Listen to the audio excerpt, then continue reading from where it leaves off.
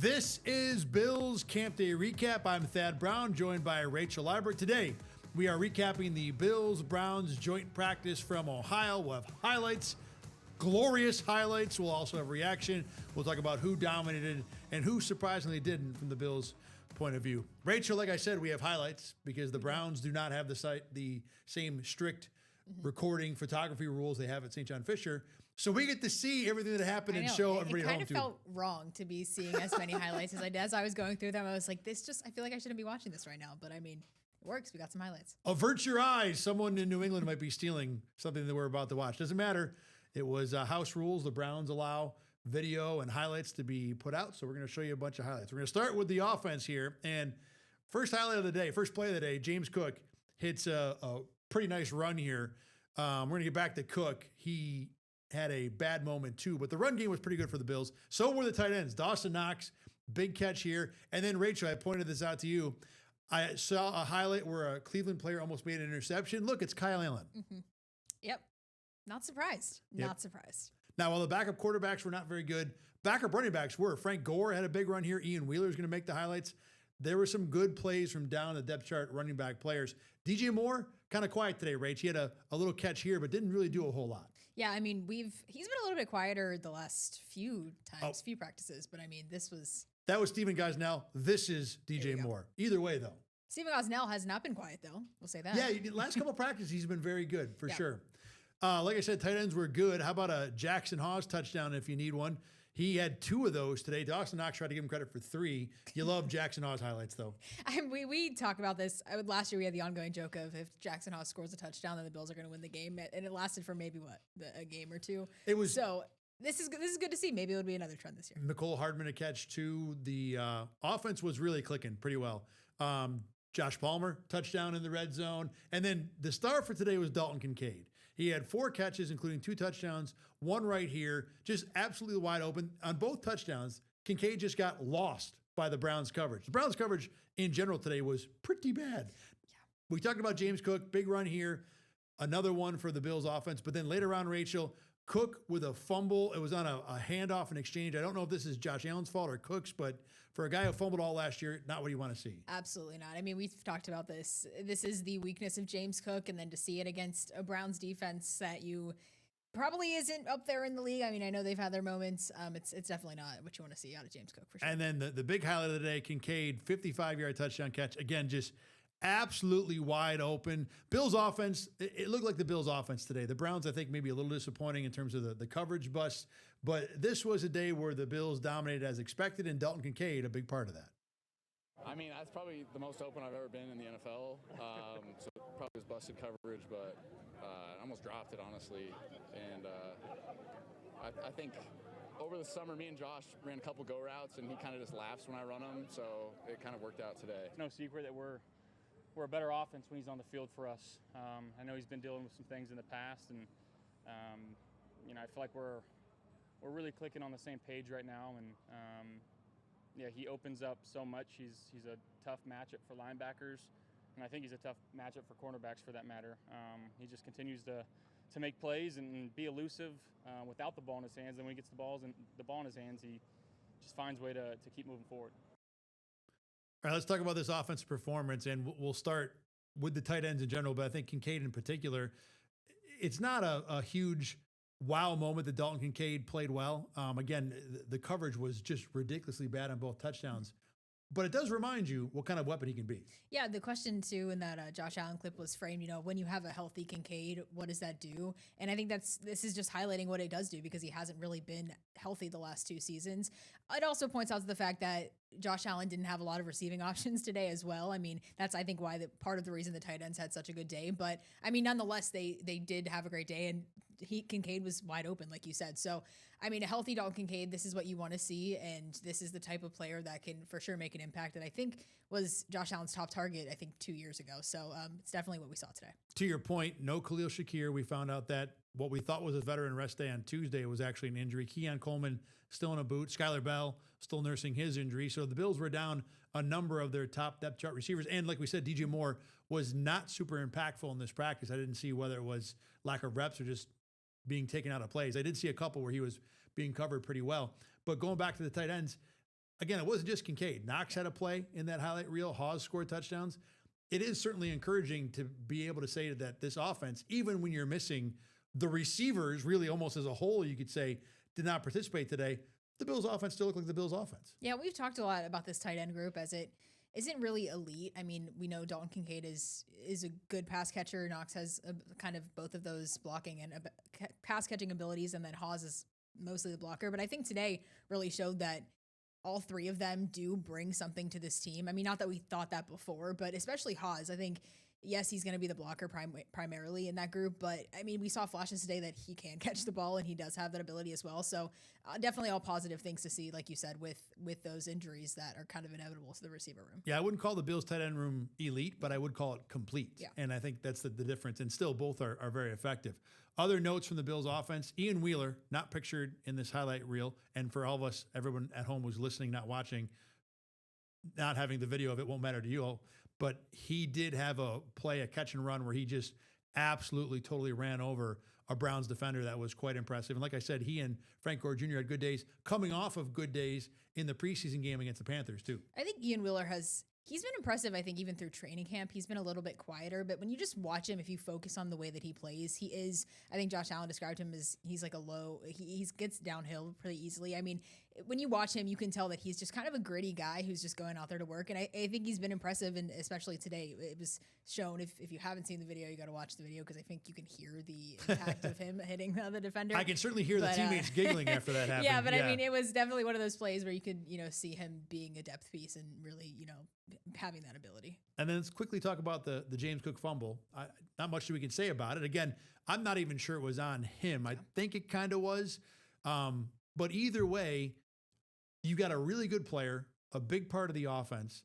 And even if he has a bad year fumbling like he did last year, we're talking about 5 or 6 plays in a year. Now, 6 fumbles can totally change a season. That's the difference between winning a division and having to go on the road for 3 wild card games or 3 playoff games. So it's obviously something the Bills want to clean up. And this is not the first time we've seen him fumble this preseason. Yeah, and it's something that I don't want to be concerned about. I mean, but statistically it is. We talked about it, I think, earlier in the offseason that his, ratio of the amount of times he's touching the ball to fumbles, like it wasn't good. I mean, and as much as I don't want to be concerned, I mean, you see a moment like this, like we said, it might not be his fault. It could have been Josh Allen's fault, but it is concerning because this is a guy that is expected to lead the offense in some capacity. And for this to be a kind of a trend that hasn't gone away, I guess, this offseason so far, it is a little bit concerning, but I think overall too, it's easy to kind of work out those kinks. So maybe it won't translate into the regular season. Easier said than done. Yeah. I mean, you're not wrong that it can be worked out, Yeah. but especially for a guy that's been doing this going on over a year now. And there were, I think it was either the year before or 2 years ago, where he had an issue with drops. Holding on to the ball has been a off and on at minimum, if not somewhat consistent issue for James Cook. The Bills may have to live with that because he's so good in so many other ways, but it is frustrating to have to live with that. All right, let's go to the defensive side of the ball. And again, I apologize for everybody listening on a podcast. Most of you can find a piece of video somewhere, so maybe next time, or please go out and do that with this version, YouTube, whatever. We'll get back to that later in the show. Here we go. Defensive highlights from today. We'll start with the Greg Rousseau sack. You can't really tell. It's kind of like two-hand touch. Overall, the Bills defense did not have a lot of pressure in this game. And here's a good example. This is kind of like the Browns highlight of the day. Deshaun Watson all day to throw, finds Casey Concepcion over Dorian Williams in front of Geno Stone. The Browns passing offense did get things done today. A little later on, it's Concepcion again, Rachel, beating D. Alford for a play on 3rd down here. Yeah, the Browns fan in me, I'm sorry to say that, is like kind of watching this like, oh, he looks pretty good, but for the Bills' sake, I think the passing game or passing defense looked a little bit better than maybe the run D, but it wasn't anything, super spectacular. As we can see here, kind of the Browns had their opportunities to run all over the Bills' defense, and then Concepcion had a few flashy plays as well. That was Raheem Sanders, the big cutback run. Here's one of the defensive highlights for the Bills. Max Hairston beating Denzel Boston on an end zone route. Really good play there by the second-year corner. But whether it be pass game or run game, the Browns were able to find success. Dylan Sampson had a couple of big runs. This is another one here. Jordan Hancock did have an interception, so it wasn't a total lost day for the Bills defense. And really, I think overall, our good friend Carl Jones kind of assessed Bills defense versus Browns offense as kind of a push here. But in terms of the whole day, whether it was a win or a loss, the Bills didn't mind. They just enjoyed the fact they got a chance to practice against somebody else. We were able to come out here and be physical, fight force with force, and I think it was a great day. It was a very iron sharpens iron type of day, a very Alec Anderson type of day. New opponent, just a lot more fun that way. So I think the vibes were high, energy was high, just fun running around, hitting some guys today. It was good. When it comes to practice, you don't look at success, you don't look at failure. It's just about the reps, you know what I mean? And what you can learn from the reps. I feel like the good reps outweigh the bad. So if you count that as success, yeah, but it's about just learning from it and moving on. All right, let's talk about the defensive side of the ball a little more. Again, Greg Rousseau had a sack, and I did see a Bradley Chubb play. I did see a Michael Hoyt play.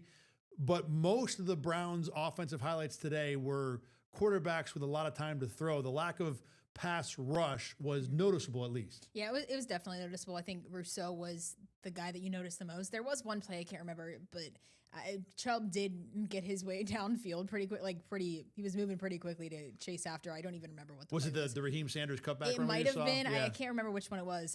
But yeah, overall, I don't think this defensive line, this Bills line, has not, I think, impressed me in the ways that I want it to so far. I don't know if it's because they're still maybe getting used to this new scheme or what it is, but I think it's still a work in progress from that perspective. Rousseau has always been kind of the guy that stood out and impressed me, but otherwise I think it's kind of a day where, you see the Browns run all over them and get downfield, and you don't expect maybe the Browns to be the team to be able to do that. There are some pieces too. I think the Browns, there's some lack of credit for some of the pieces they have, especially the younger guys. But overall, I think the defense, it was kind of just a pretty standard day for them. It is possible, to your point about the Browns' offensive skill guys, that Denzel Boston and Casey Concepcion might be really good. Yeah. This is not the first time both of those guys have looked good in a Cleveland preseason event, whether it be practice or otherwise. Going back to your point on the defensive line, I think there probably is some sort of adjustment period with the new defense. And while I agree with you, they have not impressed, I also don't think they've disappointed. I think, I agree. Yeah. I think the floor has been high enough to feel okay about this group as a whole. Bradley Chubb, we talked about him the first couple of weeks, not really having an impact. That has changed the last week or so. I think he's been more impactful.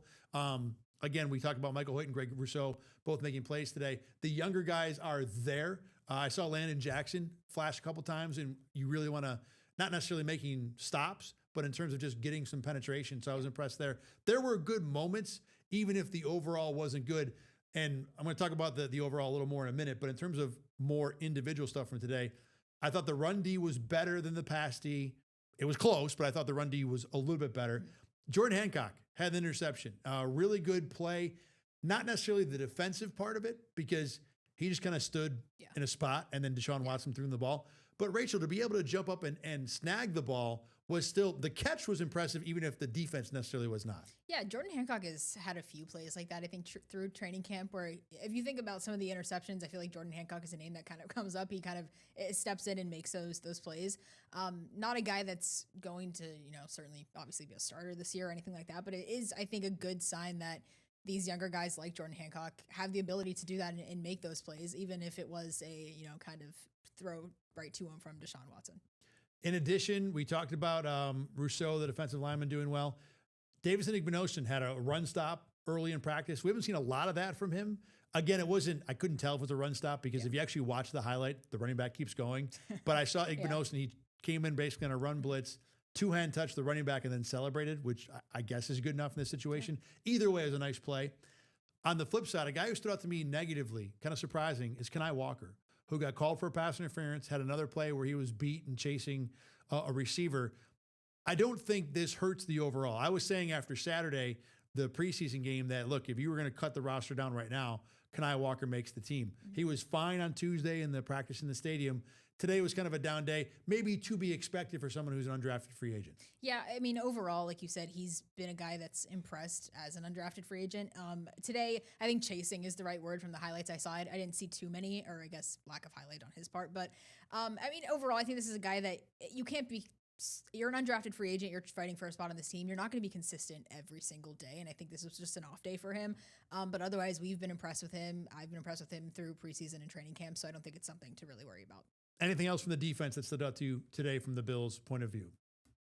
I don't think so. I think we covered about all of them. Hairston too was another one that we will probably talk about a little bit later in the show. But he stood out. He had a few good plays today too. Yeah, you're right. And Max Harrison deserves a few seconds here because for a guy who I think the book on him so far in preseason has been he's been fine and he's been better than IGB, but not impressive. The win against Denzel Boston in the end zone, that's a play where you've got a smaller corner going up against a big receiver. One would think Max Hairston would lose that more often than not, especially because his calling card is not size and physicality, it's speed. To make a physical play, it was a nice moment for him today. Exactly to your point, I think that's why he won that play is because of his speed. I think otherwise, if you have a slower defender there, you're not going to win that play. But I think, Max Hairston had that all day. And Denzel Boston is a bigger receiver too. So definitely that was one of the highlight plays for Hairston today. Let's move on to a couple other issues from today. Number one, you get a joint practice. There's always the worry about the fights. The Browns actually had to stop one of their practices earlier this week because there were so many fights. This joint practice was mostly clean. There was one skirmish I saw, a little pushing, no big deal. But this was a practice that I think both coaches were very happy with. And, one coach in particular, Todd Monken from the Browns. God, was that a lot of fun. Holy, was that fun to compete against someone else.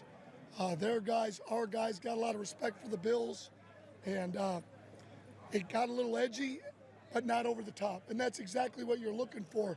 Guys want to compete. And commend the Bills and our guys for, like I said, taking it to the line, but not going over the line. There's still a mentality and a personality that you want guys to play with, but it was kind of like our first practice in training camp. Like there was too many fights, right? And it's guys understanding how to play, and you want to protect the team, but now we're going against somebody else. But there's still it's a controlled environment. Can we play through the whistle? Can we be professionals and stay up? There might be guys talking a little bit, getting each other's face, but when a punch is thrown, you see you later. Like we don't have time for that.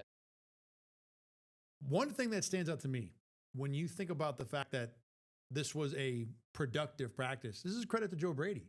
Remember when he referenced that first practice where there were a number of fights, 3 of them, Caleb Alarmzor and Jude Bowery got involved in those things. And we talked after that practice about, hey, if this, Joe Brady is going to be thought to have a very loose grip on the reins. If this is how that's going to look, this might be a problem. Well, since then, fights have been pretty minimal in Bills practices, and the Bills just had a practice with the Browns, a joint practice, where for the most part, everyone got through it doing what they're supposed to do. To me, this is a big check mark, as big as you can get in preseason, next to the Joe Brady box. Yeah, Joe Brady, was talking about trying to tell the team or how you approach the situation of, telling the team to limit the fighting. And like you said, I think he did an effective job with whatever he said to them must have worked. Yeah, I think too, it's maybe because I feel like the Bills won the day as far as practice goes. Maybe if you're against a team that's not Cleveland, maybe things get a little chippier because it's not as, I don't want to say lopsided, because Cleveland did, have their moments and their offense did look better than maybe expected today. But I think too, I'm surprised that there wasn't really a brawl, and maybe that's just because we've seen them so many throughout this. We saw them in the training camp between the Bills. We saw them obviously this week, the Cowboys-Saints situation we were talking about earlier today.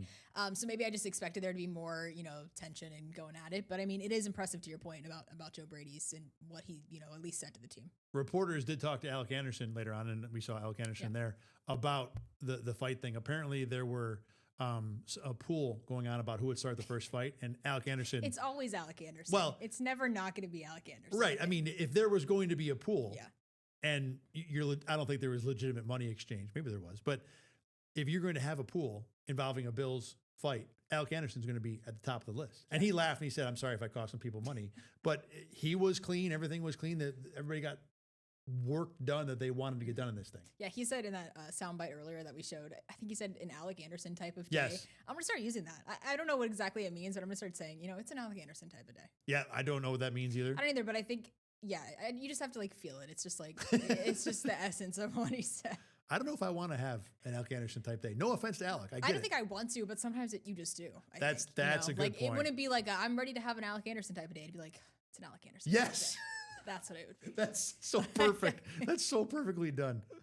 All right.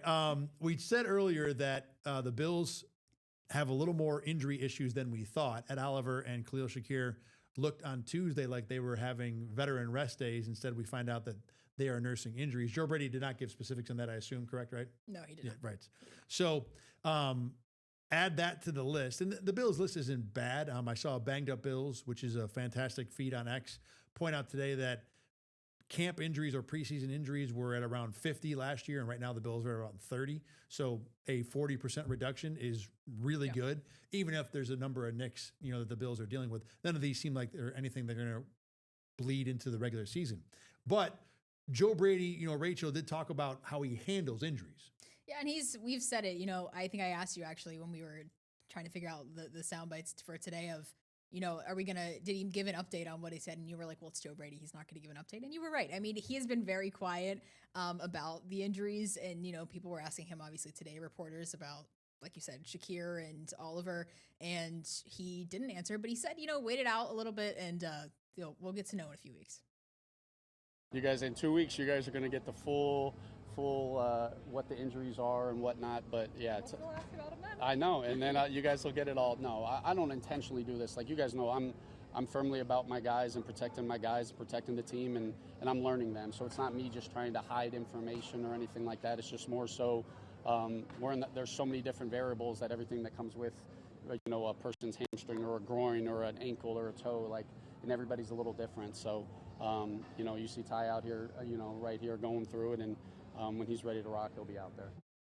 It's been frustrating to have to try and cover this team and the players that are hurt without really knowing much about them. Yeah. And part of it too is in the regular season, the head coach will always talk on Wednesday when injury reports are out. So you get all the information. It's kind of everything's nicely organized. In the preseason, you have a practice every day that media can attend, maybe not every day, but a lot of days. And you might see guys that aren't practicing. Well, the head coach doesn't talk to the media every day. So you don't have that nice coherence of information from the head coach coming in the same time that you see a team for the first time in a few days. Other things about this. Number two, no coach in the league has to provide injury information in preseason, and many of them don't. More importantly, though, we're getting to know Joe Brady here. Like last year and the last few years of Sean McDermott, that we had the McDermott translation of if he says day to day, that's a guy that might not play this week, but he's good after that. If he says week to week, that's a guy who's definitely out this week, and it might be a few more weeks after that. We didn't learn that in the first preseason Sean McDermott was here. That took years to figure out. So we are still learning what the Joe Brady dictionary is going to be. And on the flip side, Joe Brady is still creating his own dictionary. I mean, he might have a plan about how he wants to address injuries now, but maybe that doesn't work for him in week 3 or year 3. So while it has, I will admit, I don't know what fans at home think. For us in the media, there's a little bit of an eye roll when Joe Brady provides these non-update injury updates. But I do have to back up and be patient about the fact that it's a process on both sides. Yeah, I understand where he's coming from of not wanting to not give information away, but just if it's not an official injury report, I understand where he's coming from. But at the same time, I mean, this is Khalil Shakir. This is et al. These are two guys. I mean, if you look at maybe the most impactful players on offense and defense, those two guys are going to be on the list, I think, on both sides. So you want to hear the injury update. I think it's a little bit strange that he is kind of treating these injuries like they're more subjective than what they are. It's just like, well, this, you don't know what a hamstring, the extent of that is, or you don't know what the extent of whatever the sprain is or whatever. I mean, it's a little bit interesting because it is what it is. It is what it isn't, I feel like, in my brain. But at the same time, I think that is a good sign, though, that it's not Khalil Shakir sprained his ankle and he's out for 4 weeks. So I understand it, but also, yes, it is frustrating as media. The dumb part of it is the idea when he keeps pushing every injury is different. I don't want to put a timetable because every player is different. And while I understand that, as we've talked about earlier in this program, there have been a gazillion hamstring injuries. There have been a gazillion calf strains. Yeah. For the most part, what the timetables are going to be, even if each player might be slightly a little bit differently injured. Yeah. However, none of these injuries seem to be anything that is even close to a worry about week 1. If the Bills had one of those injuries, that might have been a different deal. Like when C.J. Gardner-Johnson had the injury we all thought was an Achilles tear. If he had actually torn the Achilles and we had not seen him, and there might have been that would probably involve an Adam Schefter update about a torn Achilles. Mm-hmm. Well, if Joe Brady tries to play coy for something like that, that's where you'd be like, okay, this is stupid. But the Bills haven't had any of those injuries. And since they're all minor, if he wants to really play it super, super close to the vest, I don't know if we're really that mad because it doesn't seem like any of this is going to affect a real game anyway. Yeah, and I don't think, like he said, too, I don't think it's intentionally trying to keep information, because if it was in a serious injury, he would say that. I'm confident in that. But at the same time, like you said, it's frustrating not getting the exact details, especially when it's guys that aren't just, your fourth, fifth string guys trying to make the team. I mean, these are your key players, and of course the media and the fans want to know, what's going on with them, because the season is quickly approaching. I'm not confident he would give us information. No, I think he probably would, but I'm not confident in it. If it was season ending and Schefter had already reported, then yes. But if it's like let's say it was like a groin pull that might keep a guy out for a month, or a high ankle sprain, and something that could be up until week 2 or 3, I am not confident that he would tell us that. Maybe he would. Yeah. It's just a matter of we just don't know yet. Yeah, maybe my confidence levels aren't as high as my initial statement. But I think, I don't know, I feel like he would give more than just, I'm not going to tell you guys until a few weeks. I would hope. We'll find out when that happens, and we hope that doesn't happen. So real quick too, Joe Brady did say that he would not talking about not providing information, didn't say this morning whether starters would play in the preseason game. Usually after a joint practice, starters don't go. I would guess, just sitting here right now, offense was good. I don't think we'll see Josh Allen or DJ Moore or any of those guys. Defense was bad enough that you might see some of those guys on Saturday. I think offense for sure. I don't think Josh Allen should see a snap on Saturday. I mean, I don't think he will. A defense, though, I think you're right that there was enough, gray area that we could see some guys out there. All right, let's do turkey burgers from the Bills-Browns joint practice. I will go first. Landon Jackson, I mentioned him earlier. A couple flashes today.